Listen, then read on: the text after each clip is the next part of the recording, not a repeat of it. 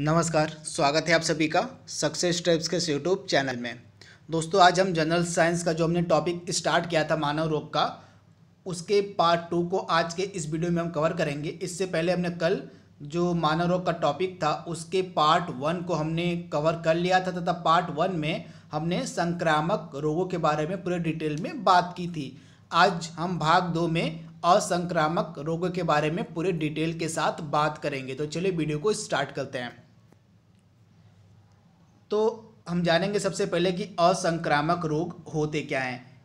कल मैंने आपको बताया था कि कुछ ऐसी बीमारियां होती हैं जो एक व्यक्ति से दूसरे व्यक्ति के संपर्क में आने पर फैलती हैं। तो उस प्रकार की बीमारियों को हम संक्रामक बीमारियां कहते हैं।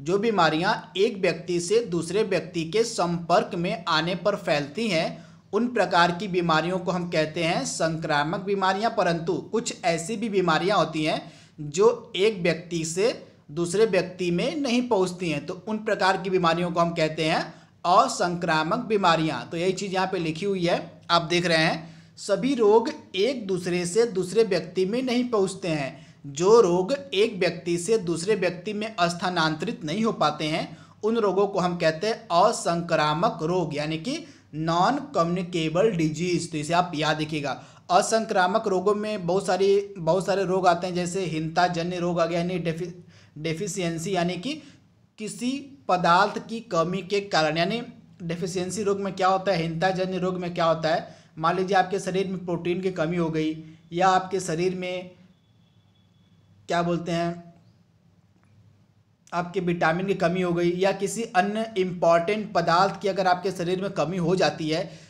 तो उस कमी के कारण जो रोग होता है उस रोग को हम कहते हैं हीनताजन्य रोग, यानी कि डिफिशियंसी डिजीज। तो वही होता है। उसके बाद अनुवांशिक रोग होते हैं, उसके बाद ह्रासित रोग होते हैं, उसके बाद एलर्जी और कैंसर। इन सभी को हम असंक्रामक रोग की श्रेणी में रखते हैं। तो इन्हीं रोगों के बारे में हम पूरे डिटेल में बात करेंगे। तो सबसे पहले हम बात करेंगे हीनताजन्य रोग के बारे में। तो जैसा कि मैंने आपको बताया, जो हीनताजन्य रोग होते हैं शरीर में अनेक पदार्थों की कमी से होते हैं। जैसे कुछ रोग प्रोटीन की कमी से हो जाते हैं, कुछ रोग विटामिन की कमी से हो जाते हैं।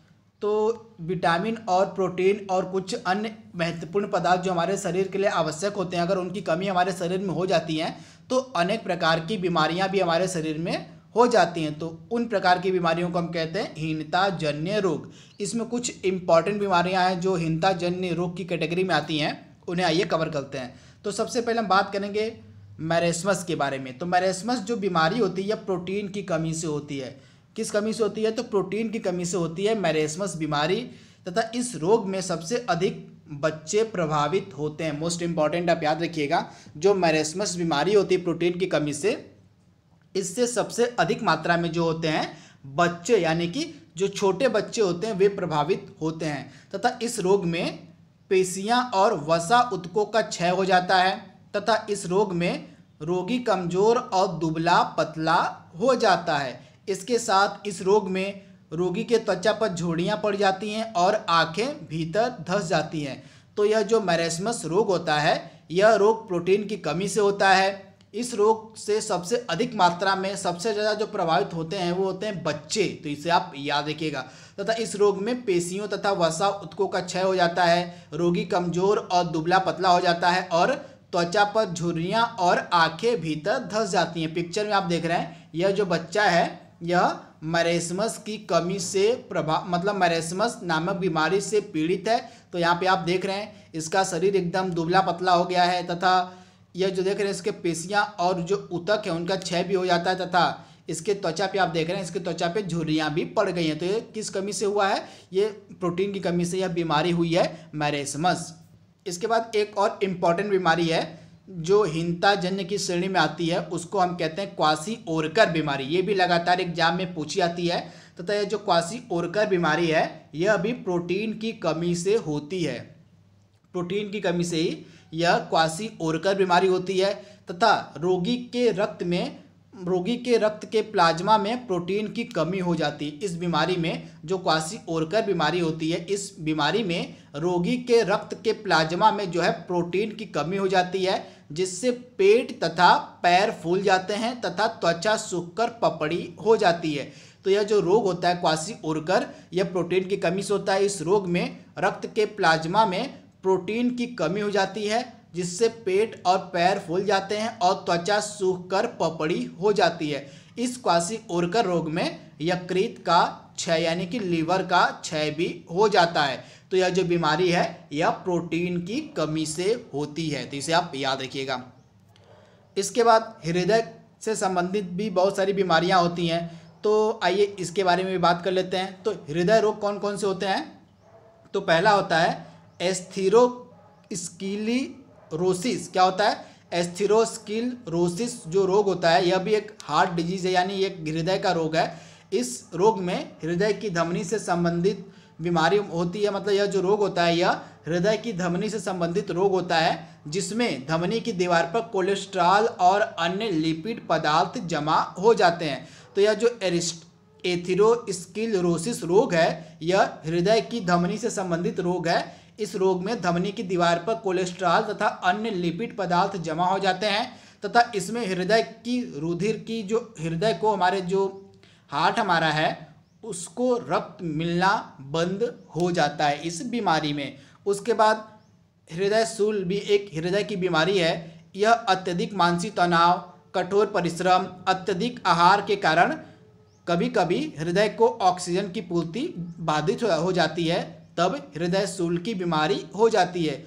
मान लीजिए कोई व्यक्ति है वह अत्यधिक तनाव लेता है, कठोर परिश्रम करता है या अत्यधिक आहार ग्रहण करता है, तो कभी कभी उस व्यक्ति के अंदर जो होता है उसके हृदय में ऑक्सीजन की जो पूर्ति है, ऑक्सीजन का जो स्राव है नहीं हो पाता उसके हृदय तक, तो उस समय वह हृदय शूल से पीड़ित हो जाता है तथा हृदय शूल में सीना व बाएं भुजा में दर्द उत्पन्न होता है। तो इसे भी आप याद रखिएगा। इसके बाद हार्ट अटैक। हार्ट अटैक क्या होता है? कभी कभी उच्च रक्तचाप, तनाव, मोटापा, अधिक वसा युक्त भोजन सेवन आदि से हृदय को शुद्ध रक्त की आपूर्ति नहीं हो पाती है और हृदय का स्पंदन रुक जाता है। तो ये हृदय घात कब होता है? कभी कभी मान लीजिए उच्च रक्तचाप हो जाता है, तनाव हो जाता है, मोटापा या अधिक वसा युक्त भोजन सेवन करने से हृदय को जो है शुद्ध रक्त यानी कि जो प्योर ब्लड है उसकी आपूर्ति नहीं हो पाती है। इसी कारण से हृदय का स्पंदन रुक जाता है। सीने में तीव्र दर्द, पसीना का आना, जी मचलना, बाहों में दर्द इत्यादि हृदय घात यानी कि हार्ट अटैक के लक्षण होते हैं। इसके बाद उच्च रक्तचाप भी एक हृदय की बीमारी यानी कि हाइपरटेंशन। अत्यधिक रुधिर दाब के कारण अति तनाव की स्थिति उत्पन्न हो जाती है। इस रोग में होता क्या है? अत्यधिक ब्लड प्रेशर के कारण यानी अत्यधिक रुधिर दाब के कारण अति तनाव की स्थिति उत्पन्न हो जाती है उच्च रक्तचाप में। तो इसे आप याद रखिएगा। इसके बाद एलर्जी भी जो होती है असंक्रामक बीमारी की श्रेणी में आती है। एलर्जी कुछ बाह्य पदार्थों जैसे धूल, धुआं आदि के प्रति संवेदनशील होती है। क्या होती है? जो एलर्जी होती है, मान लीजिए किसी व्यक्ति को एलर्जी की बीमारी है, तो आपने देखा होगा कि जिस व्यक्ति के अंदर एलर्जी की बीमारी होती है वह कभी कभी धुआं के संपर्क में अगर आ जाता है या धूल के संपर्क में आ जाता है तो वह छींकने लगता है, खांसने लगता है या बीमार हो जाता है। तो उसी बीमारी को हम एलर्जी कहते हैं। एलर्जी जो होती है सर्दी, सिर दर्द और अस्थमा एलर्जी के कारण हो सकता है। मतलब एलर्जी के कारण सर्दी, सिर दर्द और अस्थमा हो सकता है। तो इसे भी आप याद रखिएगा।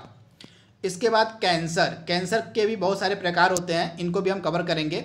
तो कोशिकाओं के अनियंत्रित विभाजन के कारण होने वाले रोग को हम कैंसर कहते हैं। कैंसर क्या होता है? कोशिकाओं के अनियंत्रित विभाजन के कारण होने वाले रोग को हम कैंसर कहते हैं। कैंसर के बहुत सारे प्रकार होते हैं, आइए इनको कवर कर लेते हैं। तो पहला होता है लिम्फोमा कैंसर। लिम्फोमा कैंसर क्या होता है? यह अस्थि मज्जा यानी कि इसको हम अस्थि मज्जा को बोन मैरो कहते हैं, प्लीहा और लीवर यानी कि यकृत में होता है। जो लिम्फोमा कैंसर होता है यह अस्थि मज्जा, प्लीहा और लीवर में होता है। उसके बाद ल्यूकेमिया कैंसर भी एक होता है।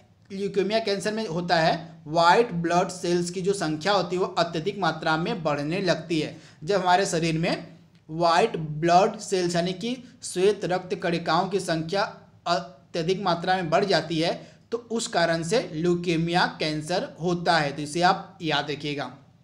इसके बाद सार्कोमा कैंसर, यह रक्त पेशियों, उपास्थि, अस्थि में होने वाला कैंसर है। जो सार्कोमा कैंसर होता है यह रक्त में, पेशियों में, उपास्थि में, अस्थि में होने वाला कैंसर होता है। उसके बाद लास्ट कैंसर होता है कार्सिनोमा, यह त्वचा में, स्तन में, मस्तिष्क में और गर्भाशय में होने वाला कैंसर होता है कार्सिनोमा। तो इसे भी आप याद रखें, जो कार्सिनोमा कैंसर होता है यह त्वचा में, स्तन में, मस्तिष्क में और गर्भाशय में होने वाला कैंसर होता है। तो इसे आप याद रखिएगा। तो दोस्तों यहाँ पे हमने मानव रोग के पार्ट 2 को हमने पूरी अच्छे से कवर कर लिया है। आई होप आपको वीडियो पसंद आया होगा। तो आज के लिए बस इतना ही। Thank you, thanks for watching, thank you.